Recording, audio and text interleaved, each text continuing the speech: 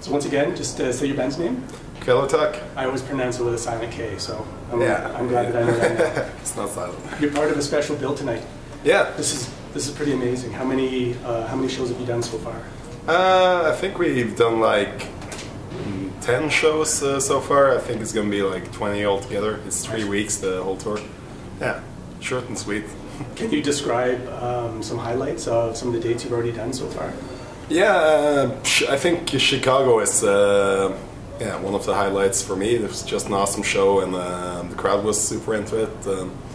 Yeah, that's a good thing for us on this tour. Is like, even though we're the first band, people show up early and catch our set. So that's been great. I feel like you're a buzz band, though. The people, you know, they're getting a bonus coming to see you early, because I think that your music is very much in line with Mastodon. So yeah, I think like Mastodon's fans or even Gojira can appreciate our music as well. So yeah, so that lineup is just perfect for us. Yeah. Have the halls been relatively full of people coming to check you out? Yeah, we're sold out or pretty pretty packed. Good. Yeah, so I hate to really think people are missing out on the opportunity to see two other fantastic bands and are showing up to see the headliner. It's good to hear. Yeah, it's one of the coolest tour packages we ever been a part of, so we're super stoked to be on it. The last time I saw you, you played a very small room, and the stage was quite small. I'm looking forward to seeing you on a bigger stage. Will you be wearing a headdress tonight? Yeah, we brought it with us, so with the papers and everything. It's starting to look a little worn out now, but yeah, I guess we'll just have to get it fixed when we get back home. I've only seen photos of it. I've never actually seen you wear it. His tail has already fallen off, so we have to get it fixed. Both of your albums were recorded in America. Yeah. And you being from Norway, I'm surprised that you went to a different country to record. Can you explain why you did that? Yeah, we just thought it would be a cool thing to do, and it's since we're from Norway, things are pretty expensive in Norway, and that goes for producers too. So so it made just as much sense to just fly over to the States and do it there. And and Kurt Ballou, he's the when we tried to figure out which studio to go to, we all gave each other a chore to kind of come up with people we'd like to work with, and I think he was on the top of everyone's list. So we just sent him an email on MySpace, and he replied the next day and said, "Yeah, fuck yeah, let's do it." Awesome. So, yeah, that's cool. And you 2 times you went back there for your second album there as well. Yeah, awesome. Yeah, it just made sense since we're making a follow-up to the first album, and he really wanted to do it again, and we also got John Basley to do the cover art again, so it just made sense to use both Basley and Ballou again. Both of those album covers are just beautiful. I think they're some of the best artwork that John's done, so you're very fortunate to have such wonderful images for your band. He's amazing. Do you think that you will maybe switch it up for your third album? Will you maybe try a different producer and a different cover artist? Yeah, we probably will, but we haven't really talked too much about where or what yet. But I guess we'll figure it out once we start working on new songs. I mean, your merchandise and your shirts are kind of synonymous with John Basley at the moment, so I'm curious to see what new artwork will look like. And I have a couple of names in my head, but I don't want to say anything until that's fair. Until it's certain. Yeah. Did you ever get the opportunity to play with John? Has he performed with your band, or have you performed with his band? Yeah, we haven't really toured together, but he's been on stage with us at least in Philadelphia last time we played there. Right on. Yeah, and no, it'd be awesome to play a show together sometime, but we just haven't been able to make it happen so far. Sometime in the future, I'm sure it will happen. I love both of your albums. I was turned on to your first album through an electronic music service in North America, and I bought the second one. Cool. And there's 3 songs, I just want to make sure I get the names right.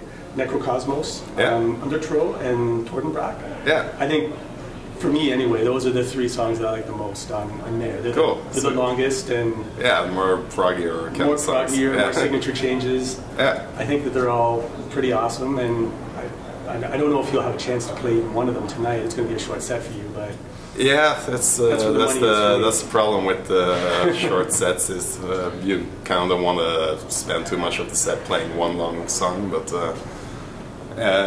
yeah, we played Necrocosmos in the beginning of the tour, but yeah, it was just a little bit too long, and we figured it would be better to just play 2 songs instead of that one. So you might have to be disappointed tonight. Well, that's okay. I did get to see it last time. Yeah. There's that little, it almost sounds like a studio outtake of drums at the end of Necrocosmos that leads into the next song. Okay. I don't know, I like the way that it's kind of tucked in there. It almost feels like it's an add-on, and it bridges into the next song nicely. It's cool. I can't remember what it sounds like at the moment. It's been a while since I listened to the album. The other thing that I really dig is in Undertow there's a nice isolated guitar riff. Yeah. That I think is pretty badass. Yeah, thanks. Awesome. Are you already working on new material for your follow-up? Yeah, we're going to start working on new stuff after this summer, once we get all the festivals out of the way. We're taking the rest of the year off pretty much, and nice. Yeah, just going to work on making a new album. So hopefully we'll be able to put something out next year. Are you a band that writes material when you're touring, or do you just focus on touring and then get into the studio? Yeah, we haven't really done much on the road so far. It's yeah, I think we need some time off to be able to write stuff. Fair enough. Just easier. Can you talk a little bit about what it was like working with John Basley? Did you give him any direction, or did you say, "Hey, draw us a picture"? And yeah, I didn't give him like too much directions. Basically, I just explained what the lyrics are about. So I sent like translated versions of the lyrics, and then yeah, and like he did on the first album cover, he takes like different elements from the lyrics and kind of blends it all together in one awesome cover. Yeah. Yeah.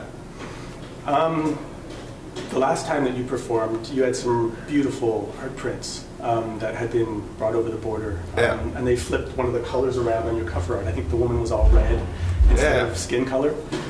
That was awesome. I bought one of them. It's framed. It's hanging in my house. I love looking at it. Yeah, I like that one too. I have it framed myself. Do you? Yeah. Well done. Can you talk a little bit about the rest of your merchandise? Do you have a lot of input? A lot of input into what your merchandise looks like? Yeah, it's me and Marvin, our bass player. We're the guys who kind of just come up with ideas for merch. And usually, just if we see something cool, I'll just remember the name of the guy who made it, and just ask him if he wants to make a shirt or whatever for us. Yeah, so that's the approach we've had so far. Yeah. I can pop outside if you want. Yeah, it doesn't matter to me, but it'll just sound a little. Yeah. All right. One of the things I enjoyed being in a crowd the last time that I watched you was seeing people in my native country singing your lyrics in your native tongue. That was interesting to me. I wonder, do they even know what they're singing, or are they just kind of chanting along? I don't know. That's a good question. It sounds right for me, at least. Or it sounds like they know what they're singing. I was surprised. I just figured they'd be there, sort of banging their head and sticking the devil horns out, but they were singing. And that interested me. Yeah, it's pretty cool. They do it like pretty much anywhere we play. Like even if it's Russia or France, people still sing along with the songs. Right on. So that's cool. Will it feel different for you recording a new album with a bigger label behind you? Do you think you'll feel a different kind of pressure? No, we didn't notice anything on the last one. We did. I guess,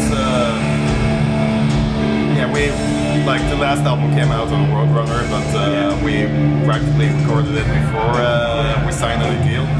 So, so we didn't notice anything of that, but I guess we're pretty stubborn, so I guess we won't think too much about it.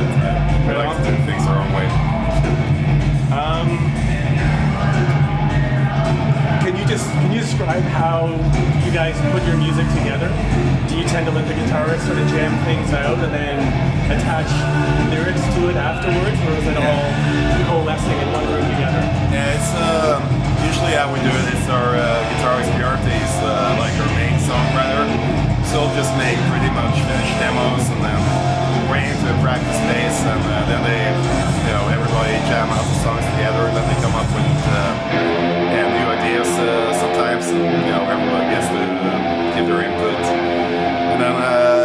that is done, we record a new demo and then we figure out the vocals. Like sometimes he has a good idea on how the vocals should be, and sometimes I just figure it out on my own. So yeah, and then we just record the vocals in the practice space or something like that. So, Cool. yeah.